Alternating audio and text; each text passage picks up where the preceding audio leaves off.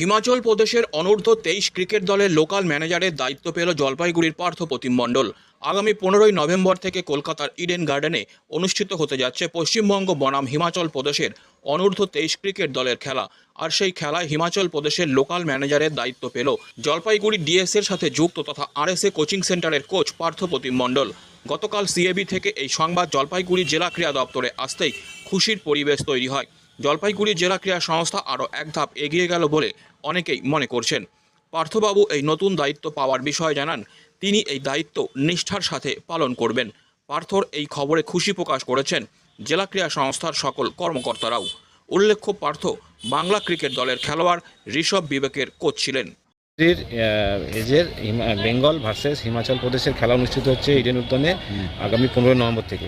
সেখানে আমাকে সিবির থেকে দায়িত্ব দেওয়া হয়েছে, হিমাচল প্রদেশের লোকাল ম্যানেজারের দায়িত্ব দেওয়া হয়েছে। এটা আন্ডার 23 হচ্ছে। এটা তো খুবই আনন্দের ব্যাপার, আমি খুবই গর্বিত আমাকে এই সুযোগটা দেওয়ার জন্য, এবং আমার সাথে সাথে যারা আমাদের ডিএসএস কর্মকর্তারা আছেন তারাও খুব খুশি। যাচ্ছি দায়িত্ব পালন করতে। ডিএসএর জলপাইগুড়ির দায়িত্ব আমি যথাযোগ্য ইসের সাথেই পালন করবো, নিষ্ঠার সঙ্গেই পালন করবো। কে পার্থ লোকাল ম্যানেজার হিসেবে নির্বাচিত হয়েছে, আমি সাথে সাথে আমাদের অফিস বেড়াদের সাথে কথা বলি এবং তাদের সাথে আমার ওয়ার্কিং প্রেসিডেন্টের সাথে কথা বলি। ওয়ার্কিং প্রেসিডেন্ট আমাকে বলে শীঘ্র আপনি ওনাকে পাঠিয়ে দেন, এবং আজকেই ট্রেনে উঠিয়ে দিচ্ছি আমরা ওকে। এবং এটা একটা বিরাট খবর যে পার্থ ঋষভ বিবেককে তৈরি করেছে, সেই পার্থ আবার লোকাল ম্যানেজার হিসেবে যাচ্ছে। এবং সিএবির সাথে একটা আমাদের সবসময় কন্ট্রাক্ট আছে, সিএবি আমাদের জেলাকে সুন্দরভাবে পরিচালনা করার জন্য সহায়তা করে, সেজন্য সিএবিকে ধন্যবাদ।